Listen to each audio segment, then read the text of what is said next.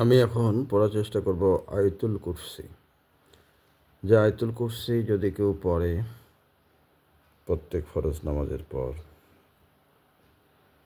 তো আল্লাহ পাকের ঘোষণা হচ্ছে জান্নাতে যাওয়ার জন্য তার শুধু মৃত্যুটা প্রয়োজন। সুবহানাল্লাহ। আল্লাহ পাক যেন আমাদেরকে এটা মুখস্থ করার, আমল করার তৌফিক দান করেন। أعوذ بالله من الشيطان الرجيم. بسم الله الرحمن الرحيم.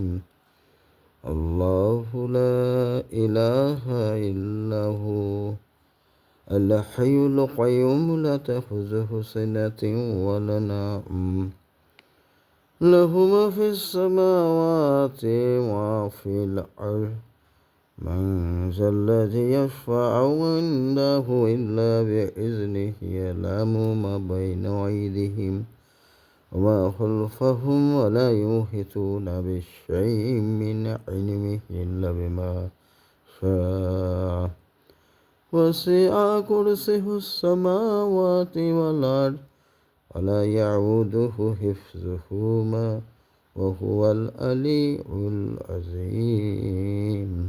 সাদাকাল্লাহুল আযীম।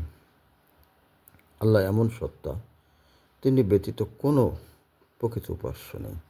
তিনি চিরঞ্জীব এবং সব কিছু ধারক বাহক। তন্দ্রা নিদ্রা কিছুই তাকে স্পর্শ করে না। আসমান জমিনে যা কিছু আছে সব কিছু তারই মালিকানাধীন। তার হুকুম ব্যতীত এমন কে আছে যে তার নিকট সুপারিশ করতে পারে? তাদের সম্মুখে ও পিছনে যা কিছু আছে সব কিছু তিনি জানেন।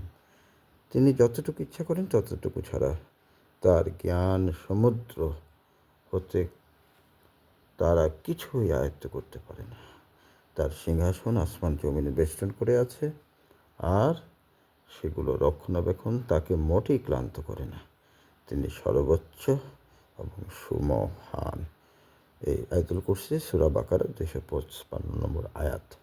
আমরা এই অর্থটুকু জানলাম। পরবর্তী স্টেজে এর ব্যাখ্যা করব। ওয়া আখিরু দাওয়ানা আলহামদুলিল্লাহি রাব্বিল আলামিন।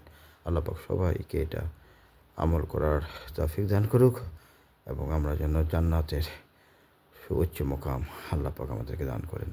আল্লাহ কবুল করুক। আমিন।